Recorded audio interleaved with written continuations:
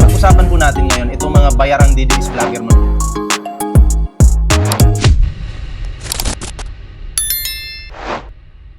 Mga pre, eto na, bigyan po natin ng reaksyon itong kay dating House Speaker Martin Romualdez.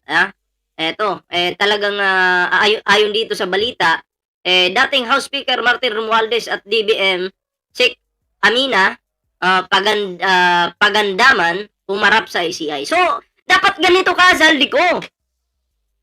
Dapat ganito yung ginagawa mo, Zaldico. Humaharap ka dapat. Hindi ka nagtatago. Bakla ka ba?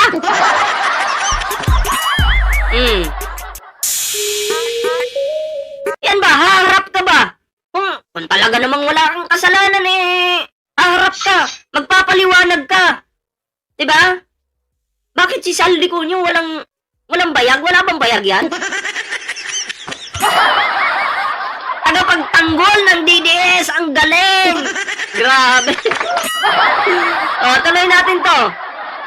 Dante, ano ang pahayag ni former Speaker Romualdez sa pagharap niya sa investigasyon ng ICI? Di ba? Humarap! Magandang umaga, Ella. Wag na mag-share at mag-like, sabi ni Shelmay Alahas. Press 1 po sa mga nag-share at nag-like. Press 1, press 1, press 1! Press 1 po sa mga nag-share at nag-like. Tingnan natin kung pakikinggan ka ngayon. Sheila May, wala ka namang bilang. Yan, si Taga Norte, 78, nag-share at nag-like. Si Merlinda, Radnoho. Ayan, paano mo sila mapipigilan? Gusto nga nilang mag-like at mag-share. Nga ka. Nga ka ngayon. Dahil bobo ka. Tatanga-tanga. Yan na pala sa'yo. Pahiya. Actually, saglit lang yung naging panayam ng media dito kay dating House Speaker Martin Romualdez. Ilang mga tanong lang yung kanyang sinagot at agad siyang pumasok doon sa loob ng opisina ng ICI para doon sa investigasyon. Sabi mo wala pang eleksyon. Kain ka muna ng tayo ni Digong. Kaugnay ng flood control projects at doon naman sa issue ng pagdating kay dating... Ayan daming camera. Siyempre, kailangan niyang ipaliwanag yung sarili niya. Yan po yung taong nakikita ko na may talaga, may paninindigan. Sino yung mga nagtatago ngayon na may warrant na? Yung mga kontraktor, nagtatago na, di ba? Sino yung humaharap? Kita niyo naman. Di ba? Congressman Zaldico ay hindi rin natanong yung dating House Speaker tungkol dito sa issue ng hindi niya pagdalo dito sa pagdinig ng ICI. Unang dumating sa tanggapan, Ella, ng Independent Commission for Infrastructure o ICI. Nakabang na yung mga media. Ay kaninang alas 8 ng umaga si Department o Budget o DBM Secretary Amena Pagandaman.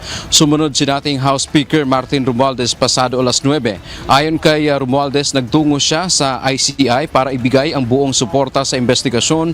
Yan, ibibigay ang buong suporta sa investigasyon. Hindi po magtatago katulad ng iba dyan. Hoy, asan yung bayag nyo? Ilabas nyo! Lakas nyo kasing magnakaw, lalo na tong Zaldico na to. Asa lang sa Zoom, doon nag-i-explain. Diba? Mali-mali naman yung kanyang script.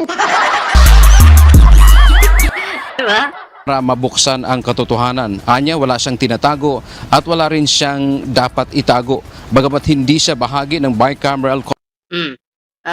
Sabi mo, hindi na mananalo ang mga Duterte sa Davao. Mananalo mga Nograles. So, alam ko, panalo nga Nograles Diba? Diba? Press 1 sa mga agree sa akin na panalo ang Nograles. Press 1. Ang dami nag-press 1, Yung sinasabi mong panalo yung mga Duterte, guni-guni mo lang yun. Tanga ka kasi. Conference Committee at kung ano man anya ang kanyang nalalaman ay kanyang ibabahagi ito. Nako, yan. Yari ang mga dyan, yung mga katulad ni Zaldico. Kung sino pa mang sino pa mang mga kontraktor dyan, madadali kayo dyan.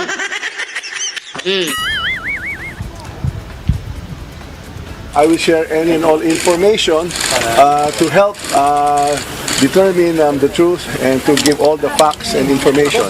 I will be here to help in any way to speed up the resolution of the fact-finding and investigation for the ICI.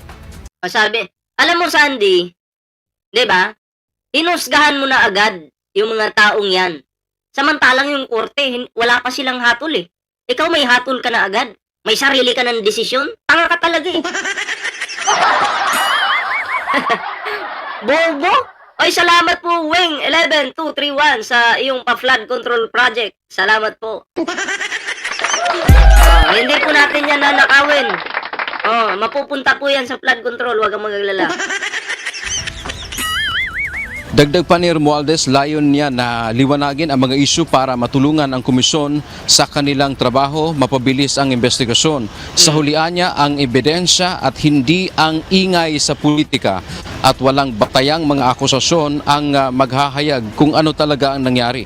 Samantala si Secretary Pangandaman naman ay nagtungo siya upang ibahagian niya ang proseso ng pagpapasa mula So, sa dito tayo hahanga sa mga ganito. Yung mga umaharap ba?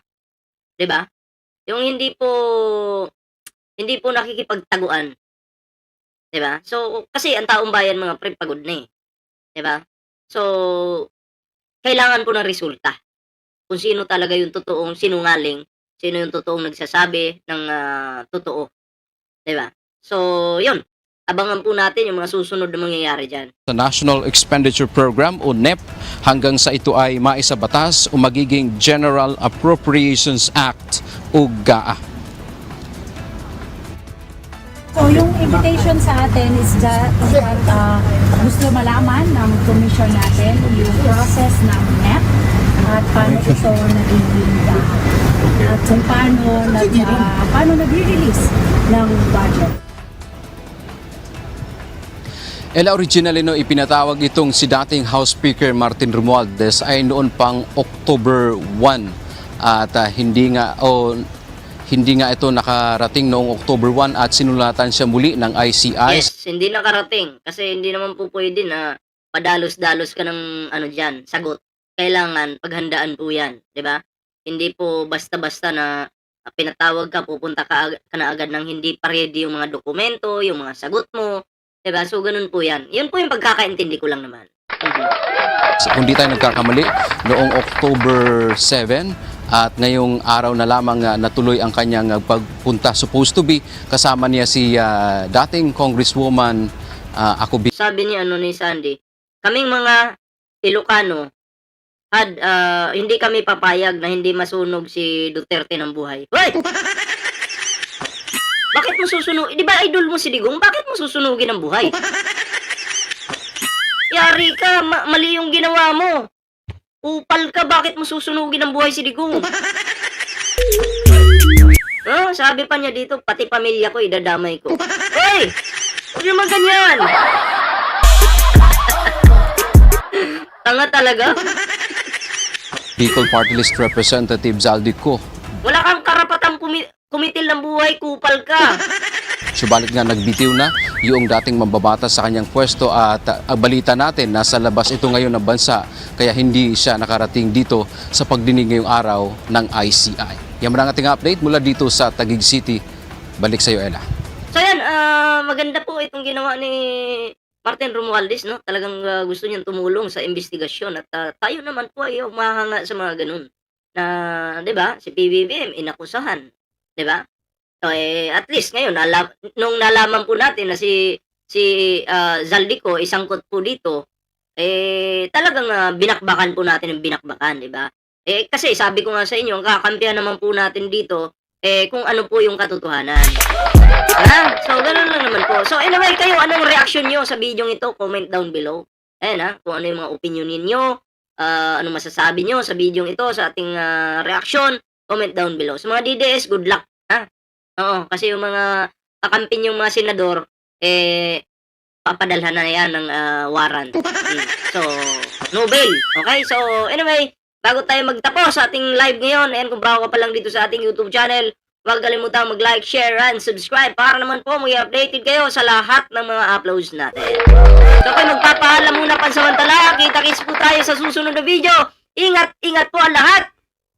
Pag Duterte, bagsak po yan. Di ba? Kaya dapat, ganun. Bibiin po tayo. Di ba? At ang mga tandaan po natin, pag sinabing mga DDS, mga pisot, mga bobo, mga inutil, mga tanga, ampas lupa po ang mga yan. Yun lang po yung masasabi ko dyan. So, kayo magpapaalam muna. Salamat po sa lahat, mga pre. Ayan ha.